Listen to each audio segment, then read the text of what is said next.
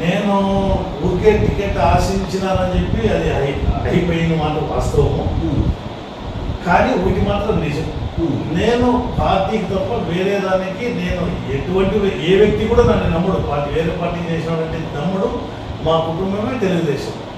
మమ్మల్ని ఇప్పుడు ఎవరైనా కూడా ఈ ఆంధ్ర నియోజకవర్గంలో నిజంగా చెప్పాలంటే ఎంతోమంది కొంతమంది పార్టీలు మారినారు, పార్టీలోనే వచ్చినారు, కానీ మేము ఇంతవరకు ఆ పని చేయలేదు, ఆ పని చేస్తారని కూడా ఎవరు నమ్మరు. అలాంటి వ్యక్తుల్ని మొన్న 24లో వీరభద్ర గౌడ్ని నేను 14 నుంచి 19 వరకు బాగా చూశాను. ఆయన ఏమంటే ఆయన తప్పు మొండి, ఎవడన్నా ఏమన్నా చెప్పి ఎంత నిజాయితీ పని నిందని వచ్చి ఆయనకి ఎవడన్నా ఏమని చెప్తే వాడిని నమ్మడమే.